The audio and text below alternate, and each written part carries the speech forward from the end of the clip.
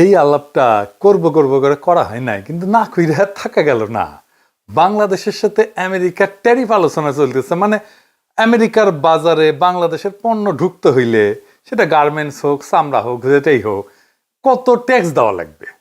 মানে আমেরিকা তার দেশে ঢোকা সব পণ্যের উপরে অতিরিক্ত ট্যাক্স বসাবে সব দেশে।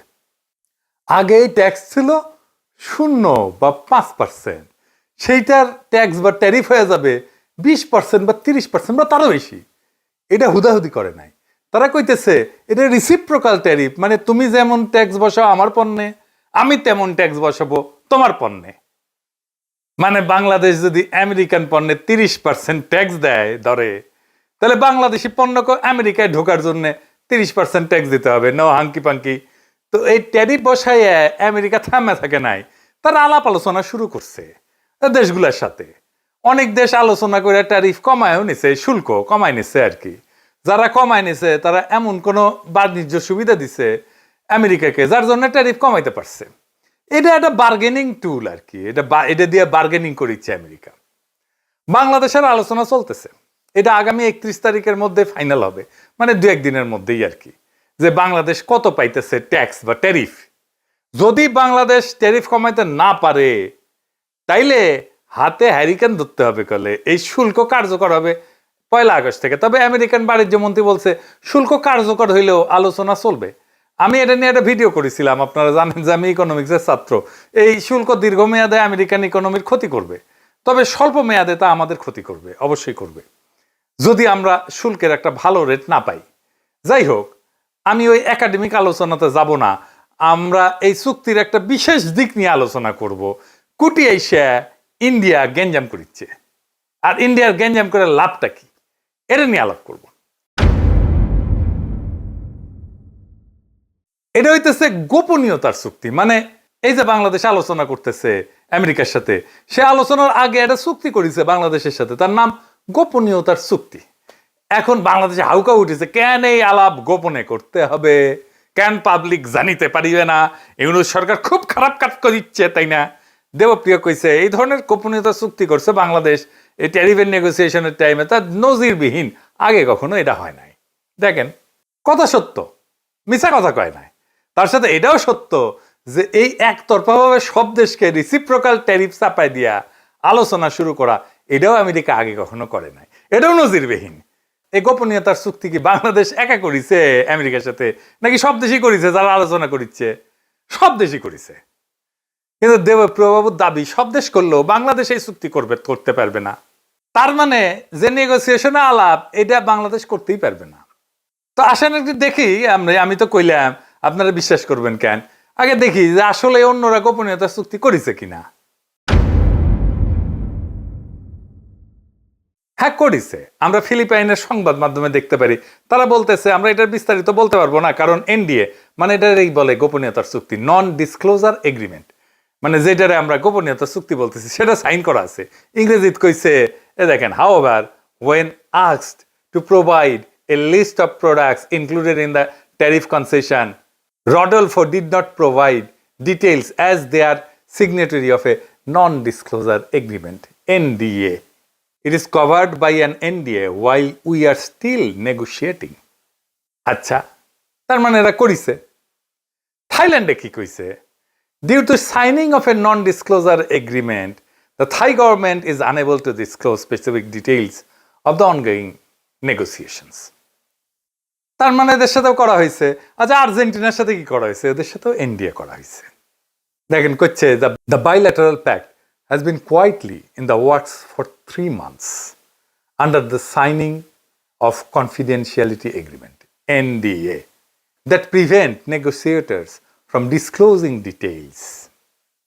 এমনকি ভিয়েতনামে জানাচ্ছে যে তারা বলতে রাজি হয়নি, কারণ এই যে তথ্যগুলো, সে তথ্যগুলো পাবলিক না।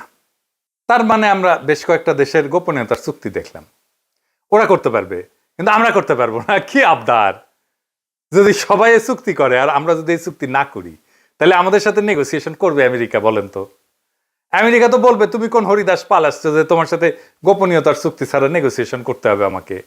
আচ্ছা, ধরেন এই এগ্রিমেন্ট ছাড়াই, গোপনীয়তার চুক্তি ছাড়াই আলাপ করলো বাংলাদেশের সাথে, স্পেশাল খাতির করলো আর কি আমেরিকা, তো যারা সাইন করেছে এই গোপনীয়তার চুক্তি তারা এসে বলবে না যে আমার সাথে সাইন করলা এগ্রিমেন্ট, বাংলাদেশের সাথে করলা না কেন, বিষয়টা কি, পিতলা খাতির কেন? আমেরিকা কি জবাব দিবে? তারপরেও দেবপ্রিয়রা প্রশ্ন তুলতে পারে কেন এটা জনগণ জানবে না? কি আর বলবো, এই দেবপ্রিয়রা 111 করলো।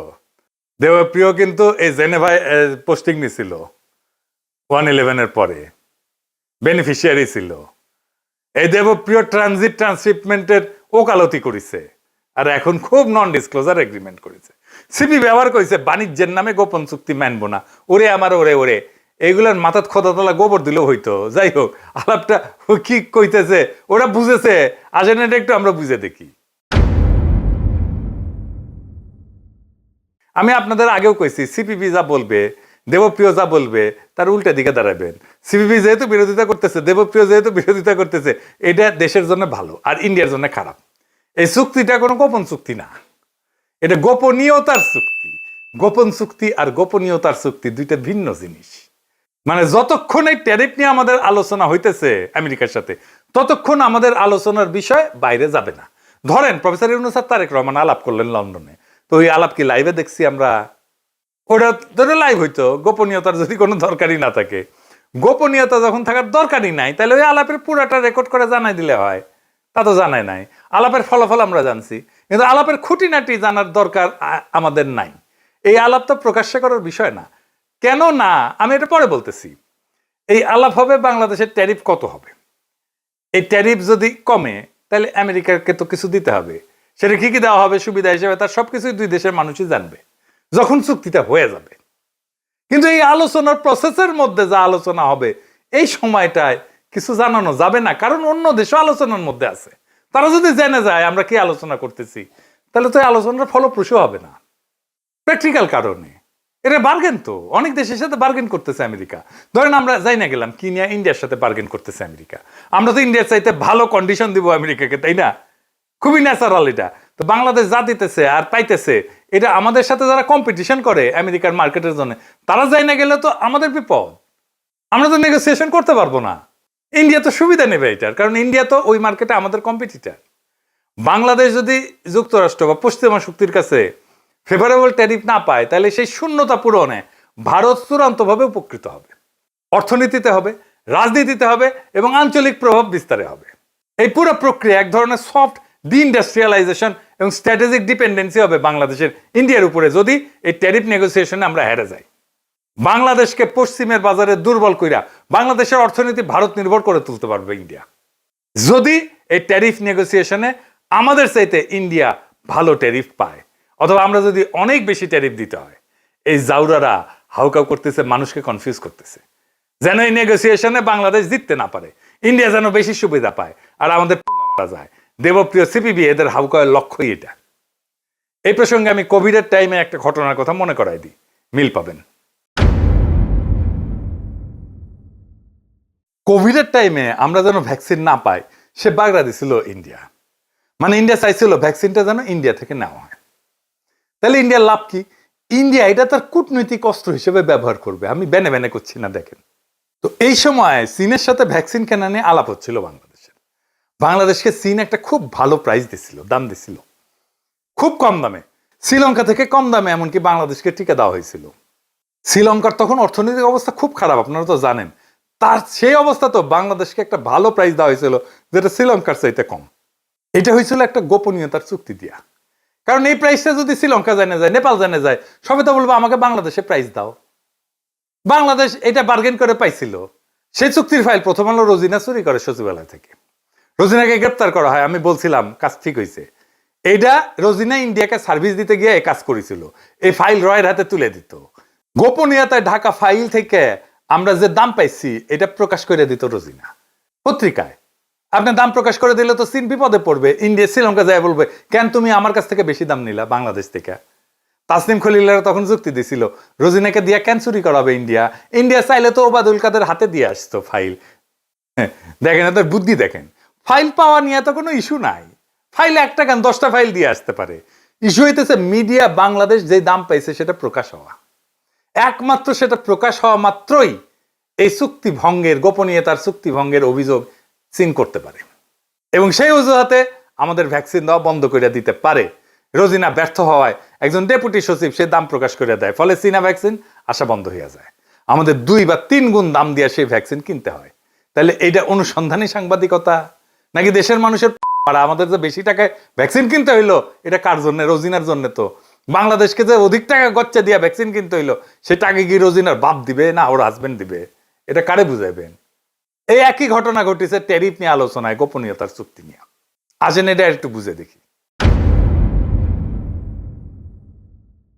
দুনিয়ায় কোন দেশের মিডিয়ার কোনো কুরকুরে নেয়, সবাই তো এই সাইন করছে না, একমাত্র বাংলাদেশের অনুসন্ধানী সাংবাদিকদের এতই কারেন্ট এই গোপনীয়তার চুক্তি প্রকাশ করতেই হবে। তো এটা নিয়ে কি হইল আসেন দেখি। এখানে সে একই রোজিনা কাণ্ড ঘটনা হইল। এনবিআর এর দ্বিতীয় সচিব মুকিদুল আলমকে দিয়া এই আলোচনার বিষয়াদি কচুক্ষেতি বের করল। কচুক্ষেতি মানে কিন্তু ও আকারের বালক। বালক মানে জানেন তো, হ্যাঁ, যে মারা দেয়, বুঝছাও। র এর ডাইরেক্ট পেরোলে এই পদ বালক, সেইটা দিয়া বাংলা আউটলুকে নিউজ করাইলো। মুকিদুল ধরা খাইলো, চাকরি গেল। বাংলা আউটলুকের নিউজ ছড়াই নিলে কচুক্ষেতি নিজের পেজে ওই চুক্তির আলোচনা প্রকাশ করে দিল। দেখেন এর ফলে কি হইল, বাংলাদেশের আলোচকেরা, নেগোসিয়েটরেরা মারাত্মক চাপে পড়লো। আলোচনার নেগোসিয়েশন আমরা পিছায় পড়লাম, ইন্ডিয়া আপার হ্যান্ড পাইলো। তাহলে বুঝেছেন তো কে কার সুবিধার জন্য এটা পাবলিক করা হয়েছিল? ওই ভালো কোয়াকারের কেন এটা পাবলিক করলো? আপনারা তো জানেন বাংলাদেশ যদি ফেভারেবল ট্যারিফ না পায় তাহলে ইন্ডিয়া লাভবান হবে, আর কেউ না। ইন্ডিয়াকে উপহার দিল ওয়াকারের বালক। এইবার সব বুঝেছেন তো, মিলিছে সব। বাংলাদেশের শিল্প, গার্মেন্টস, রপ্তানি আমেরিকার বাজারে সব ধ্বংস করে দেওয়ার কাজটা এই ওয়াকারের বালক কইরা দিল। যদি বাংলাদেশ ভালো ট্যারিফ না পায় তার দায় একমাত্র এই বালকের। আপনারাই বলেন এটা প্রকাশ করে কি এমন হাতি ঘোড়া বজরা পানসি হয়েছে?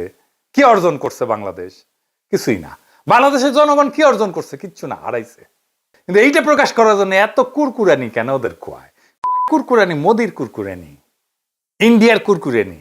কারণ মোদি কইছে শুধু ওয়াকার নামিও তোমার বালক বানাবো, আর ওই খুশিতে মারছে দৌড়।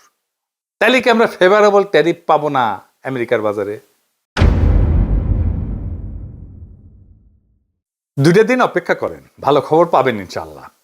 ওয়াকারের বালক কাজটা খুব জটিল এবং কঠিন করে দিলেও এটা উত্তরানো গেছে। আমার কাছে যতটুকু খবর আছে, চুক্তির ডিটেলস বেশি জানতে পারবেন তাড়াতাড়ি। এই ট্যারিফ আলোচনা, এই গোপনীয়তার চুক্তি সবই কূটনৈতিক বাস্তবতা। এই বাস্তবতায় কার কি বক্তব্য, কে কি প্রকাশ করলো সেটা বড় কথা না। বড় কথাই যে বাংলাদেশে কোনো দালাল চক্র, কোনো রোজিনা সিন্ডিকেট, অনুসন্ধানী সাংবাদিকতার নামে রয়ের দালাল, ওয়াকারের পাঁচাটা হাইব্রিড অনুসন্ধানী সাংবাদিকদের খেয়ালখুশির উপর চলে না। আমাদের রাষ্ট্র যদি সাহসিকতার সাথে ন্যায্য বার্গেন করে, যদি ঠিক সময় জিপ কামড়ে চুপ থাকে, তাহলে আমরা জিতবো। কারণ এই খেলা গলা ফাটানোর না, মাথা খাটানোর। আজকের দিনটায় আমরা শিখে গেলাম তথ্য চুরি করা নয়, কৌশল দিয়ে জয়লাভ করতে হয়। গোপন রাখাটা সবসময় চোরের চক্রান্ত না, কখনো কখনো তা হয় রাষ্ট্রীয় অস্ত্র। যারা চায় বাংলাদেশ বিশ্ববাজারে হারুক, তারা চায় না গোপনীয়তা থাকুক এই বাণিজ্য আলোচনায়। তারা চায় প্রত্যেকটা দরজার চাবি পড়ুক দিল্লির হাতে। কিন্তু না, এবার আর তা হবে না। বাংলাদেশ দাঁড়াইছে নিজের কৌশলে, নিজের স্বার্থে, এবং এই দাঁড়ানোয় মাথা উঁচু করে দাঁড়ানো। ধ্বংস হয়ে হারায় যাওয়ার আগাম ঘোষণা না এটা। এই জাতি মাথা নত করে না। এই জাতি নিজের বাজার, নিজের রপ্তানি, নিজের শ্রমিকের ঘাম দাম চায়। যুক্তরাষ্ট্র হোক, ভারত হোক, কেউ আমাদের পেছনে রেখে সুবিধা পাবে না যদি আমরা নিজের প্রতি বিশ্বস্ত থাকি। তাই শেষ কথা একটাই, এই লড়াইয়ে আমরাও জিতবো। কারণ এইবার বার্গেনের টেবিলে বসছে এক নতুন বাংলাদেশ। ইনকিলাব জিন্দাবাদ।